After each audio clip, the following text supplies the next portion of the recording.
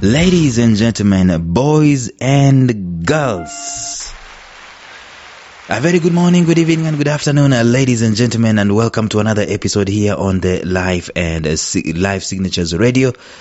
It is a daily show where we do talk about purpose, productivity, and resilience. Every waking morning, we get the opportunity to do that. I've been receiving feedback about how this is a blessing to people, and I'm asking you two things. One, if you know that you've listened to this and it's actually helping you in one way, making you to think, making you to get inspired, making you to get motivated, teaching you one way or another to look at life from a totally different angle, and helping you to get out there and do stuff, then one, please share it with as many people as you can, because people in your circles, if it's blessing you, it could also bless them.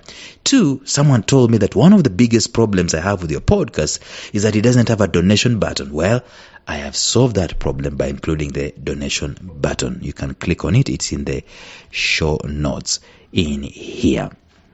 We are in the middle of a series where we are talking about personal blockades. And I'm going to just give you a recap of that even as we go deeper. Stay tuned.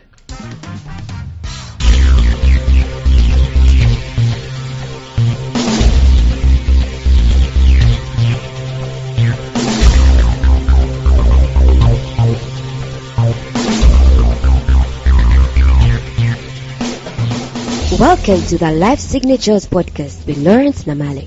Lawrence is a life coach, author, and keynote speaker who loves to tackle different topics on purpose, productivity, and resilience. His mission in life is to awaken all your boundless possibilities available in you. Life Signatures podcast is dedicated to bring to reality every single person who knows that deep down in their gut, there's got to be more to life than this. And now, here is your host, Lawrence Namale.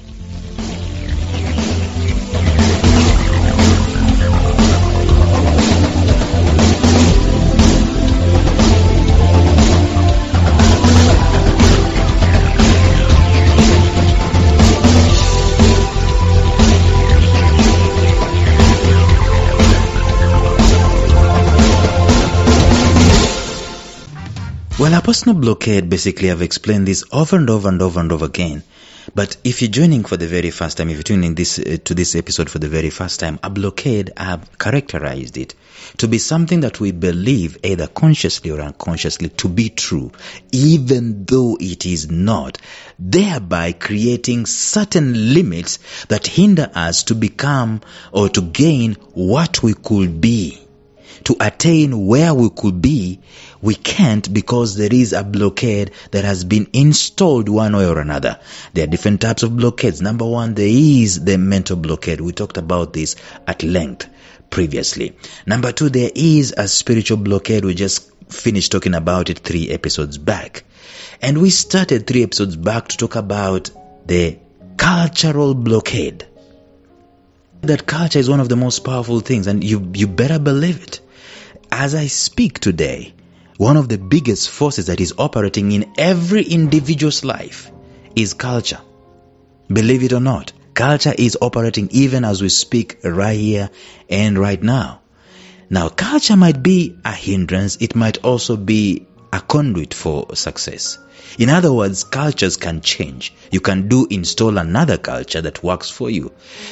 Sometimes people will call rebels. They are called rebels for a good reason, or maybe for the wrong reason, but they are called rebels because they question the status quo. Status quo is one of the things that I've talked about in these episodes very many times. In fact, I've said in this podcast that one of the biggest enemies I fight with this podcast is actually the status quo. Because in the status quo, there are limitations. Says you can only come this far, not any farther. Status quo is another name for culture, and culture can be a very powerful thing. So what are the areas in which you can be able to fight this status quo and this culture? The first thing we talked about was you've got to look at routines versus consistency. And I got a very, maybe I'm going to do that when I'm doing a recap of the whole 9 yards, but routine versus consistency. Secondly, we talked about yesterday process versus results. And we say that these two words are powerful and they're important. But sometimes we find ourselves worshipping a process at the expense of a result, worshipping the process that we've always known. We've always done things like this. Even though there is a new process which is better, more efficient, much more powerful, takes shorter time, it's much more effective, less cost effective, we would rather stay with the process that we started with some years back. And I gave an example of someone who started coding with C++. Coding has changed today, and it's totally different. You're building a website with HTML, coding HTML. Today, anybody can build a website by going to WordPress and just dragging subroutines and dragging and dropping and so on. Very minimal programming is needed for that. But someone wants to build the same thing with HTML coding. It doesn't add up. Listen, we've got to make sure that we are not steeped into processes. Processes are good. I keep saying and I keep belaboring that they are good. But if there is a new process, why don't you ditch the old process? That's why they teach change management in management school and so on and so forth. In leadership schools, they teach change management. Okay. Today, let us look at another area that could highlight, that's the word I want to use, could highlight that there could be a cultural blockade. Are you ready? Number 3, purpose versus events. Let me say this. I am definitely for purpose. But in practice, we see that we love to worship events much more than we love to worship purpose. If you look at our lives, we celebrate events much more than we celebrate purpose. We celebrate the New Year's Eve every year, every 365 days. We have fireworks. Some of us, we spend a lot of, the whole night praying. We call it a spiritual gate into the new year. We believe that it's a spiritual gate into the new year. So we spend a lot of time praying and guarding over that particular gate so that the year can become better. We go and we look for men of God to proclaim that this is the year of God's favor. This is the year of eternal blessings and so on, to speak positively. These are events. We have birthdays that come in and we celebrate this once in a year. These are events. Sometimes we have a graduation. We've graduated from school, maybe. These are events. You've gone ahead and you've added another certificate or another diploma or another degree. You celebrate that particular day. These are events. We are so good at events. What we need to be good at is purpose. But let me explain this. Sometimes when kids ask us things, why? One of the questions that kids normally ask is why? Why? And sometimes parents, we normally think that this is a rebellious question. It is not a rebellious question. It's a purpose question. If you're steeped into the culture, if you have a cultural blockade, the question asked why might feel or might seem, might sense as if it is a rebellious question. But it is not. So what do we normally say? Because I said so. That's the answer we give. Because I said so. Let me ask you this. Have you ever found yourself telling a child, because I said so? If you wanted to know that you are under a cultural blockade, you will see yourself honoring the events of life without questioning their purpose. Why are we clapping our hands? Why are we always going to church every Sunday?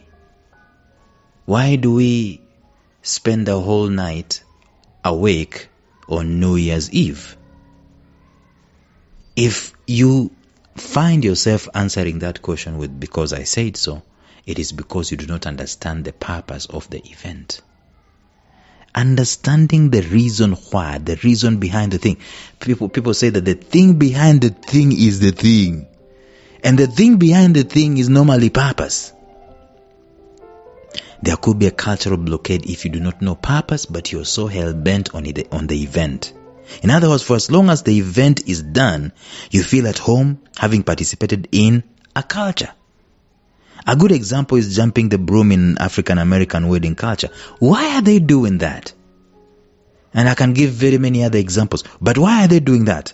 Another is, I talked about it, but if you look at it from the angle of the females, the female genital mutilation. It's an event, a major event. Why would they do that? It's a rite of passage. Why would they do that? For what purpose? Something close to home would be, well, getting an academic paper. For what purpose? If you do not question the purpose behind the things that you do, chances are that you are steeped into a cultural blockade. You are doing things because they have been done before. You're not doing things because they are effective. You're not doing things because they are productive. You're not doing things because they are transformative. You're not doing things because they matter to you. You're not doing things because they are going to change. You're doing things because they have been done before and you'd better.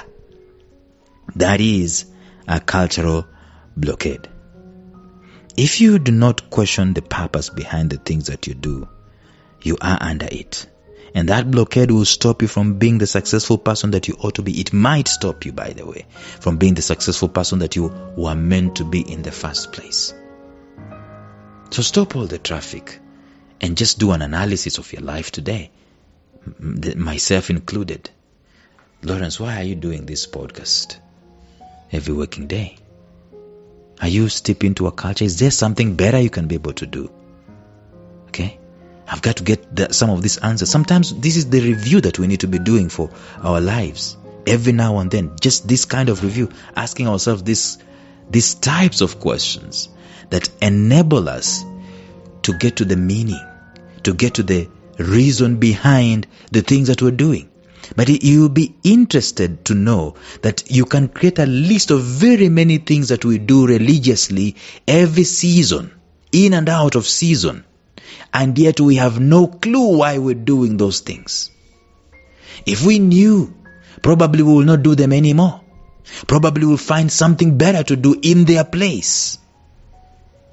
The guy who is reading biology the whole night and he doesn't have a biological mind. Why is he doing that? It's a culture. But why is he doing it? Couldn't there be something better he can be able to do? He's gifted at art. Why not just get out of biology class and get into arts? Anyway, so just to bring it back into perspective, there is events that we do and then there is purpose behind them. If we don't know the purpose of the events that we do, chances are that we are bound in a cultural blockade, and it's time to start questioning why we do the things we do.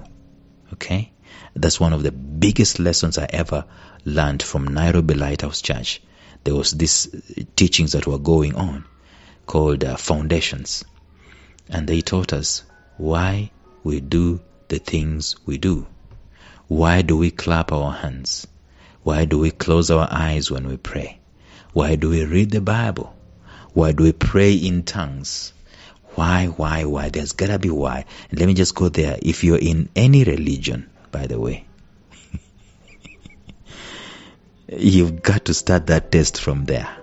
There's got to be an answer behind the thing that you're doing. Why? Right? It's gotta make sense to you. Why? Anyway, tomorrow we will continue talking about these things, but until then, bye-bye. Thank you for listening to Life Signatures Radio. If you enjoyed today's show, subscribe to Life Signatures Radio on iTunes, Stitcher, or visit our website at lifesignatures.libsyn.com. Life Signatures Radio, fresh, clean, and inspiring.